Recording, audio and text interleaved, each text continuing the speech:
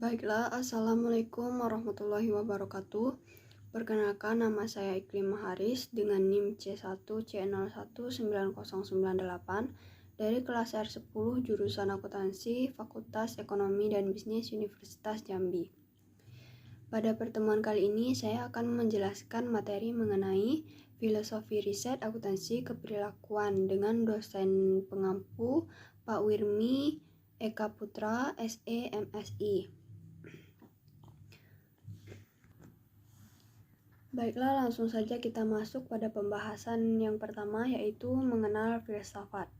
Filsafat terdiri dari dua kata dari bahasa Yunani, yaitu philos yang artinya suka atau cinta, dan sophia yang artinya kebijaksanaan. Filsafat dapat didefinisikan dalam beragam istilah. Yang pertama, filsafat adalah sekumpulan sikap dan kepercayaan terhadap kehidupan dan alam yang biasanya diterima secara tidak kritis. Kedua, filsafat adalah suatu proses kritik atau pemikiran terhadap kepercayaan dan sikap yang sangat dijunjung tinggi.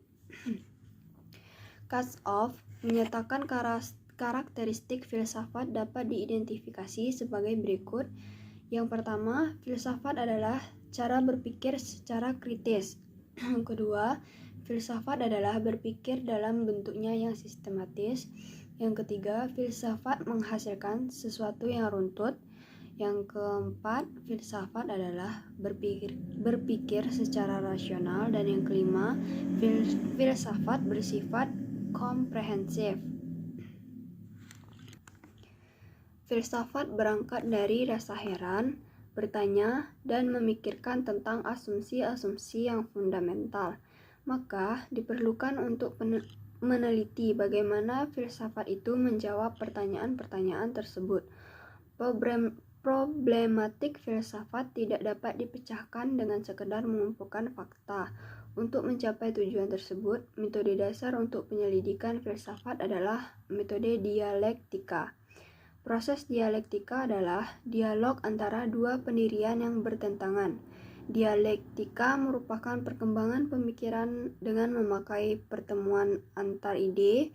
Pemikiran dialektika ini berusaha untuk mengembangkan suatu contoh argumen yang di dalamnya terjalin implikasi bermacam-macam proses atau sikap yang saling mempengaruhi. Pembahasan berikutnya adalah pendekatan filsafat riset akuntansi keperilakuan. Menurut Burrell dan Morgan, mereka memandang bahwa filsafat ilmu harus mampu melihat keterkaitan antara kehidupan manusia dengan lingkungannya.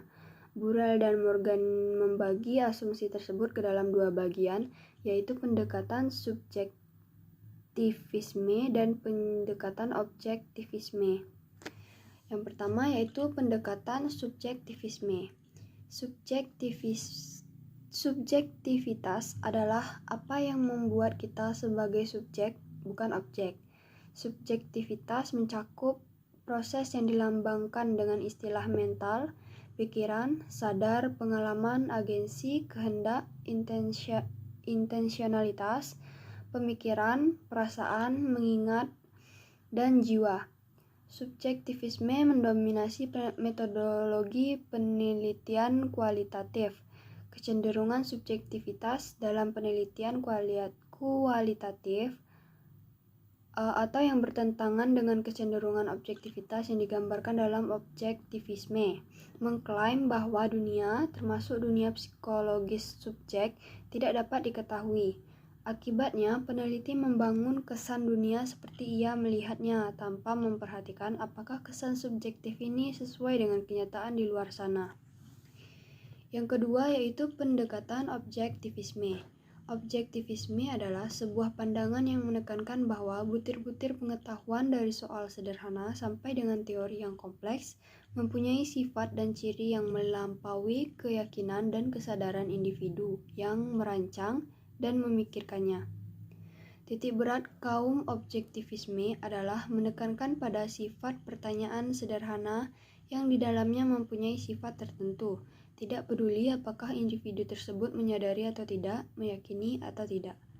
Hal yang menguntungkan kaum objektivisme bahwa teori ilmiah dapat atau sering mempunyai konsekuensi yang tidak dimaksudkan, sebagaimana pada mulanya dan tidak disadari oleh orang yang pertama kali mengusulkan teori tersebut. Ada beberapa debat mengenai pendekatan objektivisme, yaitu yang pertama nominalisme dengan realisme, yaitu debat ontologi. Aliran nominalisme mendasarkan diri pada asumsi bahwa dunia sosial berada di luar individu dan tidak lebih dari nama, konsep, dan label yang digunakan untuk membentuk realitas. Sedangkan aliran realisme menyatakan bahwa dunia sosial berada di luar individu adalah suatu dunia nyata yang terbentuk dari struktur yang keras, nyata, dan relatif kuat dan secara realitas. Berikutnya adalah antipositifme dengan positifme, yaitu debat epistemologi. Antipositifme ini pada dasarnya berusaha untuk mencari aturan atau dasar kebiasaan dalam dunia sosial. Aliran positifme menjelaskan dan memperkirakan apa yang terjadi dalam dunia sosial dengan meneliti kebiasaan serta hubungan kausal antara elemen-elemen yang saling berhubungan. Intinya adalah berdasarkan pada pendekatan tradisional yang didominasi ilmu natural. Yang ketiga, voluntarisme dengan determinisme, yaitu debat hakikat manusia. Aliran determinisme memandang bahwa manusia dan aktivitasnya sangat ditentukan oleh situasi atau lingkungan tempat ia berada. Sebaliknya, aliran voluntarisme memandang bahwa manusia itu sangat mandiri dan bebas. Yang keempat yaitu ideografis dan nomotetik, yaitu metodologi. Pendekatan ideografis memandang bahwa seseorang hanya dapat memahami suatu dunia sosial dengan mengumpulkan informasi atau pengetahuan tangan pertama dari subjek dengan mendekatkan peneliti dengan subjek yang didapatkan secara detail dan lengkap mengenai sejarah dan latar belakang. Sebaliknya, pendekatan nomotetik menekankan pada pentingnya pelaksanaan penelitian berdasarkan pada teknik dan protokol sistematis, di mana difokuskan pada proses pengujian hipotesis dengan serangkaian tes, teknik kuantitatif untuk analisis data, survei, kuesioner, tes kepribadian, maupun alat pengujian standar lainnya. Berikutnya kita akan membahas mengenai paradigma riset akuntansi keperilakuan. Yang pertama ada paradigma fungsionalisme atau positivistik. Paradigma fungsionalisme adalah paradigma yang muncul paling awal dalam dunia ilmu pengetahuan. Paradigma ini memiliki pendekatan yang berusaha untuk menjelaskan hubungan sosial dengan pemikiran yang rasional, dengan orientasi yang pragmatik berkaitan dengan pengetahuan tepat guna dan mengedepankan regulasi yang efektif serta pengendalian hubungan sosial.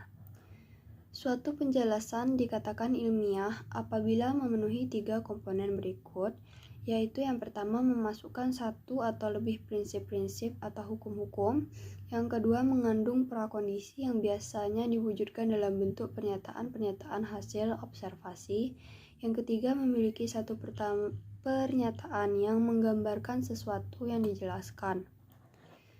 Pengujian empiris dalam filsafat dinyatakan dengan 2 cara, yaitu dalam aliran positifme ada teori dan seperangkat pernyataan hasil observasi independen yang digunakan untuk membenarkan atau memverifikasi kebenaran teori. Yang kedua, dalam pandangan Popperian, karena pernyataan hasil observasi merupakan teori yang dependen dan dapat dipalsukan, maka teori-teori ilmiah tidak dapat dibuktikan kebenarannya, tetapi memungkinkan untuk ditolak. Paradigma berikutnya adalah paradigma interpretif. Paradigma ini disebut juga interaksionis subjektif. Pendekatan alternatif ini berasal dari filsuf Jerman yang menitik beratkan pada peranan bahasa, interpretasi, dan pemahaman dalam ilmu sosial. Pendekatan ini berfokus pada sifat subjektif. dunia sosial dan berusaha memahami kerangka berpikir objek yang sedang dipelajarinya. Berikut dua aliran riset dengan pendekatan interpretif ini, yaitu yang pertama tradisional yang menekankan pada penggunaan studi kasus, wawancara lapangan, dan analisis historis. Yang kedua metode Foucauldian yang menganut teori sosial dari Michael Foucault sebagai pengganti konsep tradisional historis yang disebut historical atau antiquarian. Paradigma berikutnya adalah paradigma strukturalisme radikal. Aliran ini adalah strukturalisme radikal yang mempunyai kesamaan dengan fungsionalisme, yang mengasumsikan bahwa sistem sosial mempunyai keberadaan ontologisme yang konkret dan nyata.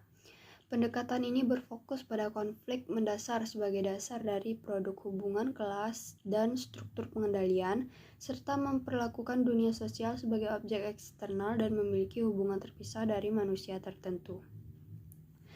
Berikutnya adalah paradigma humanis radikal. Riset akan diklasifikasikan dalam paradigma humanis radikal jika didasarkan pada teori kritis dari Frankfurt Schools dan Habermas. Pendekatan kritis Habermas melihat objek studi sebagai suatu interaksi sosial yang disebut dunia kehidupan atau life world, yang berarti interaksi berdasarkan pada kepentingan kebutuhan yang melekat pada diri manusia dan membantu untuk mencapai pencapaian yang saling memahami. Interaksi sosial dalam dunia kehidupan dapat dibagi menjadi dua kelompok, yaitu yang pertama interaksi yang mengikuti kebutuhan sosial alami, misalnya kebutuhan akan sistem informasi manajemen. Yang kedua, interaksi yang dipengaruhi oleh mekanisme sistem, misalnya pemilihan sistem yang akan dipakai atau konsultan yang diminta untuk merancang sistem, bukan merupakan interaksi sosial yang alami karena sudah mempertimbangkan berbagai kepentingan. Paradigma berikutnya adalah paradigma postmodernisme. Paradigma postmodernisme muncul karena adanya kelemahan dari beberapa paradigma yang ada. Pasca modernisme mendapat modernisme yang meyakini bahwa manusia mempunyai kapasitas untuk maju, untuk memperbaiki dirinya sendiri dan berpikir secara rasional. Menurut paradigma postmodernisme, kebenaran itu tidak bisa dibayangkan, oleh sebab itu setiap manusia harus aktif untuk membangun kebenaran itu sendiri. Paradigma yang terakhir yaitu paradigma akuntansi kritis. Paradigma akuntansi kritis ini akan dipandang melalui refleksi dari ilmu sosial kritis. Paradigma ini dikemukakan pertama kali oleh Mateschitz pada tahun 1964 melalui sebuah derivatif filosofi fungsionalisme dalam sistem ekonomi kapitalis. Oleh karena itu, teori ini tidak berkaitan dengan penyelesaian masalah keterasingan, melainkan dengan proses teknik penilaian, di mana penilaian didefinisikan sebagai nilai objektif yang didasarkan pada konsep ekonomi marginalis. Pembahasan berikutnya adalah peluang riset akuntansi keperilakuan pada lingkungan akuntansi. Jadi pada lingkungan akuntansi ada beberapa peluang riset akuntansi keperilakuan yang dapat dilakukan, yaitu yang pertama, pemeriksaan akuntansi atau auditing.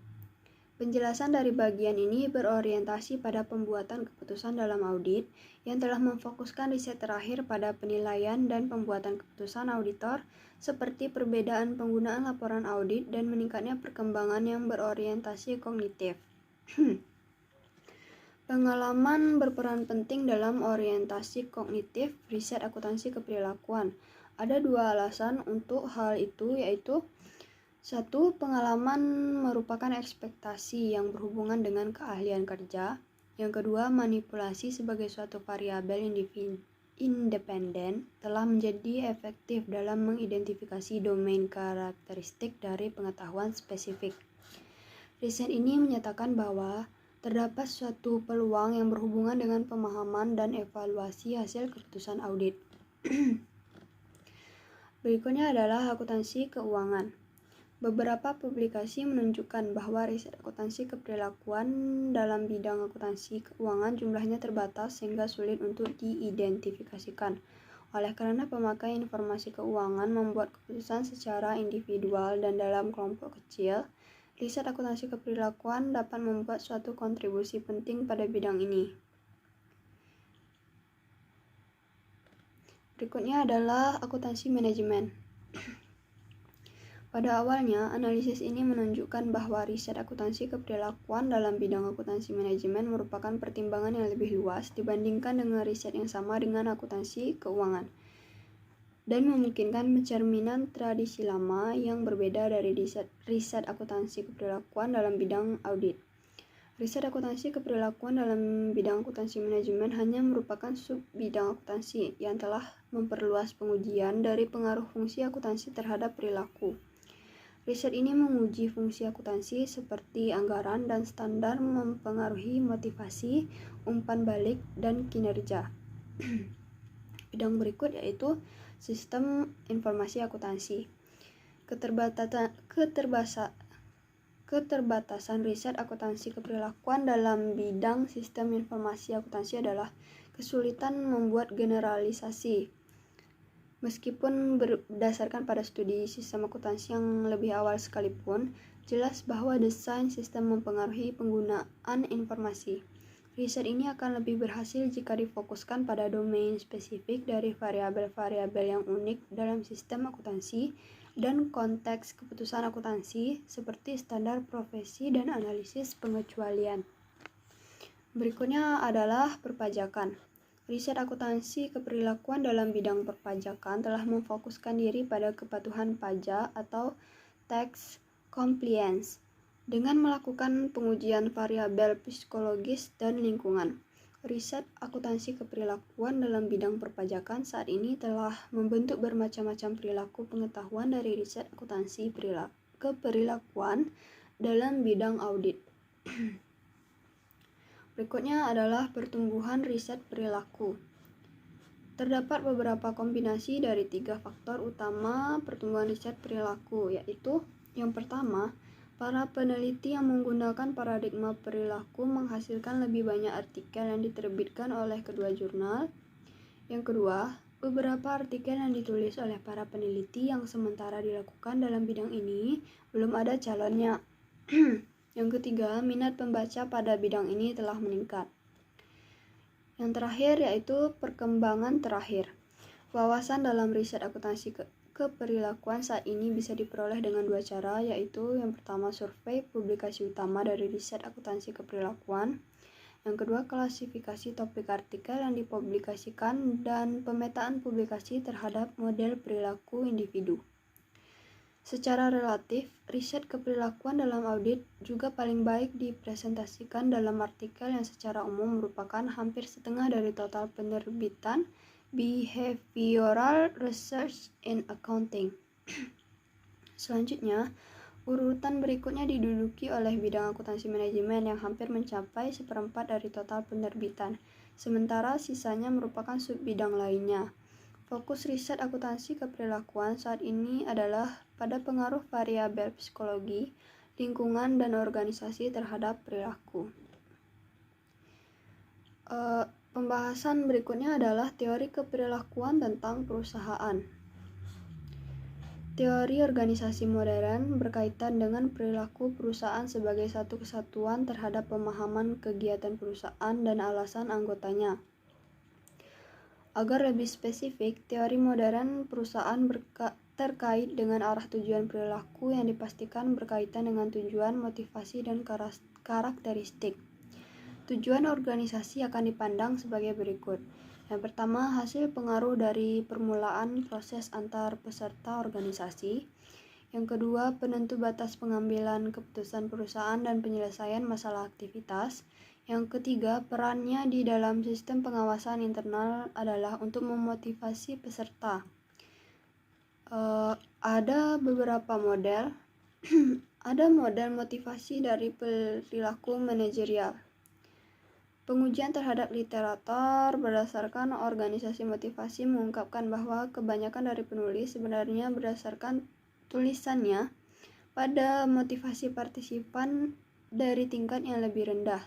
Selain itu, dari sejumlah teori ada yang telah mencoba untuk menguraikan motivasi manusia secara umum dan telah diberlakukan bagi perilaku keorganisasian.